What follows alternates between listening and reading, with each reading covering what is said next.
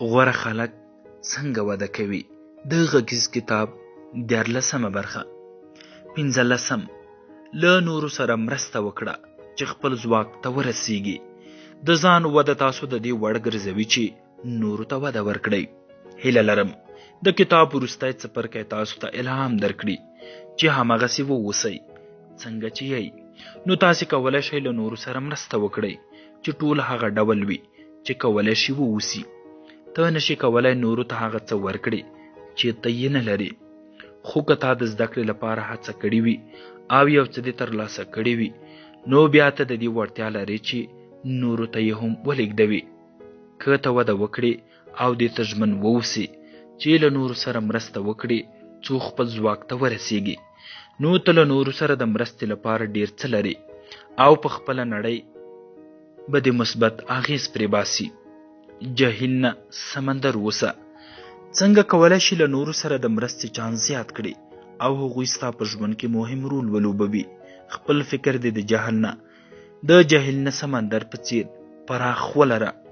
زه فکر کوم چې ډیری خلک فردي وده د ژوند د یوې برخې په توګه رامنځته کوي. څو ځانونو ته ارزښت ورکړي. دوی کټمټ د جهیل په څیر دي، هغه ځای چې په دوامداره ډول یوازې د ځان لپاره اوبه سپموي، خو پر وړاندې لوی سمندر دی چې اوبه یې تل په جریان کې وي. تل هغه څه چې ترلاسه کوي بیرته یې نورو ته ورکوي. زموږ د زده کړې او ودې ډول هم باید همدغسې وي. دغه څه پراخ ذهنیت غواړي. هغه باور چې موږ یې ترلاسه کولو او دوامداره یې ساتو. هر څومره وخت چې تا فردي ودې ته ځانګړی کړی دی، هماغومره به ډېر تجربه ترلاسه کړي او تل به نورو ته د ورکړې لپاره یو څه لري. د همکارۍ یو غوره انتخاب رامنځته کړئ. د وخت، تجربې، تخصص او سرچینو ورکړه او له توقع پرته د هر څه بیرته راګرځول یو نه ځان ښودونکی حرکت دی چې دغه نړۍ په یو غوره ځای بدلوي. موږ اړتیا لرو چې ډېر څه باید ورکړو. کله چې په غوښتلو او نورو اړتیاو تمرکز وکړئ، له غوښتلو ډېر څه ترلاسه کوئ. په دې توګه ته د خپلې یوازینۍ نړۍ مرکز ته راګرځئ او خپل حجم له لاسه ورکوي. په پایله کې ته هم خلک او هم د خپل ځواک په برکت هر څه دفع کوي. که تر دې وړاندې د هم دا کیفیت درلود، خو تر دې وروسته کولی شي یو بخښونکی شخص واوسي. که دا کارونه ترسره کړي، نو ته باید د ودې په حال کې شخص واوسي او ته دې ته ژمن اوسي چې نورو ته ارزښت ورکړي. لاندې ځینې لارې چارې در سره شریکوم چې ستا د چلند په تغییر کې در سره مرسته کولی شي. شکر ایستونکی واوسه. هغه کسان چې شکر ایستونکي نه دي، بخښونکي نه دي، دوی ډیر کم د نورو په اړه فکر کوي او تل یوازې د ځان په اړه فکر کوي. دوی تل د نورو کسانو په لټه کې دي چې ورسره مرسته وکړي. د دوی لاس تر نورو اوږد وي، خو کله چې نور توقعات ورپوره نشي، نو دوی بیا حیرانېږي او ان ترې خوابدي کېږي. د دوی تکبر دوی په ځان له پانګونې ساتي او دوی ناهیلي کوي چې ولې دا کار نشي کولی. څنګه کولی شو شکر وباسو؟ په ورځني ډول نورو ته په بښلو او له هغو شیانو څخه په تېرېدو چې کولی شي تر لرې ځایه په رسولو کې در سره مرسته وکړي. دوهم، خلک تر ځان مخکې وبوله. د دې نړۍ ټول څیزونه موقتي دي. خلکو ته څه مهم دي؟ ستا کار، د خوښې لوبه او نورې خوښۍ ټولې به یو ځای له تا سره مړې شي. خلک په همدې ډول خپل ژوند ته دوام ورکوي. څه چې ته نورو ته ورکوي، دوی یې بیا نورو ته ورکوي او دا بهیر همداسې دوامداره پاتې کیږي. دا داسې دایره ده چې د اوږد مهال لپاره کولی شي دوام وکړي او کله هم چې ستا د ژوند څپرکی پای ته ورسیږي او مړ شي، خو بیا به هم دا دایره حرکت کوي. له نورو سره مرسته نه یوازې خلکو ته ګټه رسوي، بلکې له موږ سره هم مرسته کوي چې په غوره ډول ژوند ته حرکت ورکړو او په یو داسې ځای کې استوګن شو چې له نورو زده کړه وکړو. د بریالیتوب کچه د هغو کسانو شمیر نه دی چې تا ته یې خدمت کړی، بلکې د هغو خلکو شمیر دی چې تا ورته خدمت کړی. کله چې خلک ستا د ژوند په لومړیو کسانو کې وي، نو بیا د دوی ارزښت زیاتول طبیعي حالت دی. دا هر څه د ژوند د یوې عادي موضوع په ډول ترسره کوي. ته خلکو ته ارزښت ورکوي ځکه ته باور لري چې دوی یې ارزښت لري.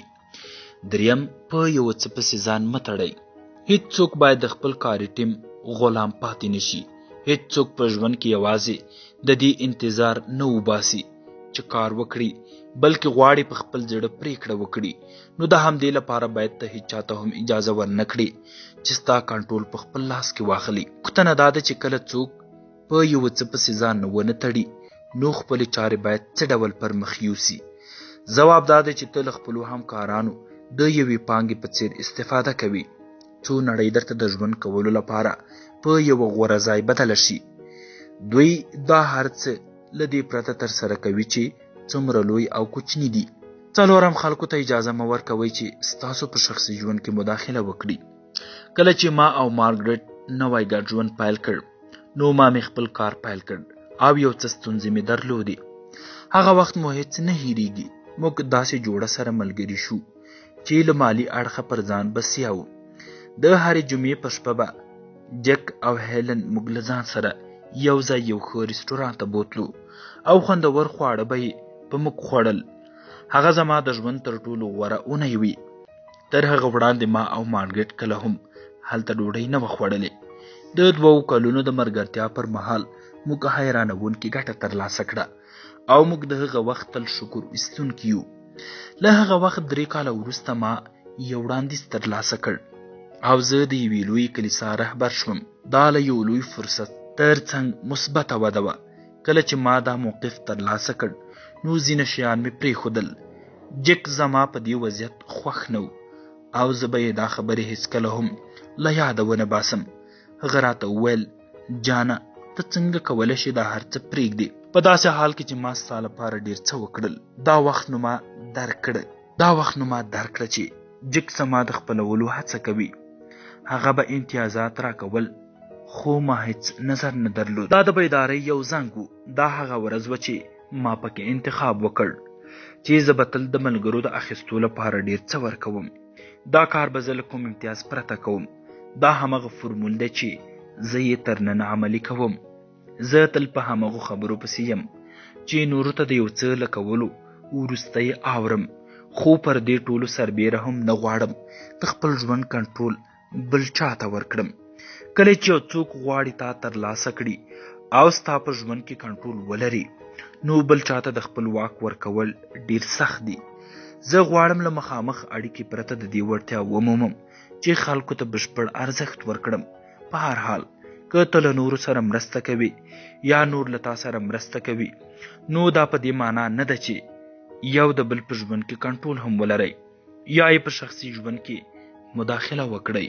پنځم، بریالیتوب د کرلو په څیر تشریح کړه، نه د ریبلو په څیر. ناول لیکونکی رابرټ لیو سټیوسټن وایي، زه خپل ورځني بریالیتوبونه د هغو تخم په اساس ټاکم چې کرم یې، نه دا چې ریبم یې. دا باید داسې لاره وي چې نه یوازې یوه ورځ پرې قضاوت وکړي بلکې ټول ژوند دې پرې قضاوت وکړي. په خواشینۍ سره ډیری خلک لږ څه کوي خو د ریبلو پر مهال د ډیر څه توقع لري. د دوی تمرکز د حاصل اخیستو په ورځ وي خو د ودې او روزنې نورې ورځې له یاده ایستې وي. که ته په خپل ژوند کې د بیرته ترلاسه کولو لپاره یو څه وکړې نو ته به معمولا د پایلو په باب ناخوښ اوسې او هیڅکله به هم د دې وړتیا ونه لري چې نورو ته څه وبخې. له بله اړخه که ته په دوامداره ډول ډېر څه وکړې نو کولی شي ډاډه شي چې د ریبلو پر مهال به هم ډېر څه ترلاسه کړي. بریالي خلک په دې معادله پوهیږي او د کرلو په میتود تمرکز کوي. دوی په دې پوهیږي چې نن که هر څومره زیار وباسي هماغومره به ډېر څه ترلاسه کړي. دا پروسه اتوماتیکه ده. که ته د نورو په ژوند کې د بدلون د رامنځته کولو لپاره هوډ ولري نو ژوند به دې هم له هره اړخه له لاسته راوړنو ډک وي. شپږم، په ځان ښودنې نه، په ځاني وده تمرکز وکړه. د ځاني ودې او ځان ښودنې ترمنځ په توپیر پوهیږي. ځواب یوازې انګیزه ده. د ځان ښودنې معنا دا ده چې ته یو څه ترسره کوي خو په خپله ترې خوند نه اخلي. برعکس بیا د ځاني ودې معنا دا ده چې یو څه ترسره کوي، وړتیا یې لري او خوند ترې اخلي کله چې دې حالت ته فکر وکړي نو بیا د یو کار تر سره کول د مسؤلیت ګرځي. د ځان ښودنې پر مهال هر څه نمایشي حالت خپلوي. دا هغه ډول احساسات دي چې دوام او ثبات نه لري. دغه حالت ډیر تکیه یوازې په شرایطو کوي او دا تر ډیره د شخص له حالت سره اړیکه لري. له دې پرته چې ته څه احساس ولري په تضادي حالت کې ته کولی شي وده وکړي او ځان جوړ کړي، خو دا ټول ستا له مالي حالت او چاپیریال سره اړیکه لري. وم، نورو ته د څه ورکولو لپاره باید خپله وده دوامداره وساتي. کله چې خلک د خپلې زده کړې او ودې بهیر ودروي نو هماغه وخت یې زوال پیلیږي. دوی بیا نورو ته د څه ورکولو یا زده کولو لپاره هیڅ هم ونه لري. که غواړې چې نورو ته یو څه ور زده کړې نو ته باید خپلې ودې ته دوام ورکړي. ځینې وخت یو نیم داسې کسان هم شته چې فکر کوي د زده کړې بهیر باید ودروي او ډیر څه یې زده کړي دي. دوی باید باور لري چې په کافي کچه یې وده کړې ده.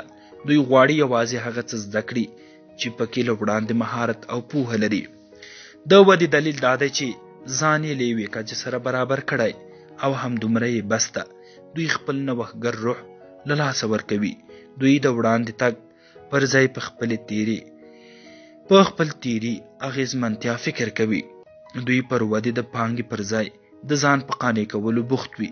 په دغسې شرایطو کې لیدلوری محدودیږي او د دې پر ځای چې د ګټلو لپاره لوبه وکړي له وړاندې د بایللو په فکر کې وي. موږ ټول هغه څه په ښه توګه ترسره کوو چې مینه ورسره ولرو، خو دا هر څه هغه مهال نور هم ښه کیدای شي چې پرې تمرکز وشي او د ودې لپاره وکارول شي. د مهارت کموالی مو د نارضایتۍ پر لور بیایي. کله چې انسان دغسې مرحلې ته ورسید بیا هر څه په همغه پخواني کچ اندازه کوي او د راتلونکي پر ځای ډیر په تیر فکر کوي. د ځان د قانع کولو لپاره د ودې لوی دلیل هم دا دی چې همغه زموږ غوره ورځې وي او هر څه باید په همغه ډول وشي. دا حالت موږ په راتلونکي د فکر پر ځای د تیر په بند کې محدود ساتي. هیڅوک هڅه نه کوي چې له شته امکاناتو زده کړه وکړي او همدا یې د ماتې لومړنۍ مرحله ګرځي. که غواړې نورو ته یو څه ورکړی شي نو خپل ځان باید پانګونه وکړي. له نورو سره څنګه مرسته وکړو چې خپل ځواک ته ورسیږي. لومړی په ژوند کې د اساسي لیوالتیا څه ده؟ ځان ښودنه او که ځاني وده. د ښه احساس رامنځته کولو لپاره خپلې هڅې طرحه کړئ یا یې د ځان غوره ملګری کړئ. ستر هدف دې بریالیتوب دی او که د ارزښتونو ترلاسه کول. که ته د خپلو لاسته راوړنو لپاره هڅه کوې نو کولی شي د خوښۍ احساس ولري. همداراز که ته هڅه کوي چې په داسې ځای کې استوګن شي چې له نورو سره مرسته وکړي، ټول دغه توپیرونه ښایي نامحسوس ولیدل شي، خو په رښتیني ډول دا هر څه ډیر تفاوتونه رامنځته کوي. هڅه وکړئ چې د خوښۍ او ډاډمنتیا احساس مو بې دمې او پای ته رسیدونکی نه وي، ځکه ته به هیڅ وخت هم بشپړ راضي نه شي. هڅه وکړه چې د ځاني ودې سفر دې پای ته رسیدونکی نه وي او تل تا ته الهام درکړي. دا ځکه چې د ودې هر کوچنی ګام بریا ده. ګڼ داسې چیلنجونه نشته چې تا به حیران کړي او الهام به درکړي. دوهم، ځان ډاډمن کړه چې ستا په څیر کټمټ بل هیڅوک هم نشته. په ژوند کې د کلیدي خلکو لیست جوړ کړه. اوس نو د هرې اړیکې په اړه فکر وکړه او دا مشخصه کړه چې که ته ډیر بخښونکی یې نو حتمي به ډیر اخیستونکی هم یې. که ته لومړنی اخیستونکی یې نو باید نظم رامنځته کړي. نو په دې سره به بل کس د دې وړتیا ونه مومي چې په تا خپل اغیز پرې باسي. هڅه وکړه چې په ژوند کې دې له بې ګټې خلکو لرې ووسي. دا کار هم دوی ته له امتیازاتو ورکولو پرته وکړه. دغه کار نه یوازې ته له خپلې کورنۍ، ملګرو او ان خپلو سره هم کولی شي. هڅه وکړه له هغه اندازې زیات کار وکړي چې یو سازمان په بدله کې تا ته پیسې درکوي.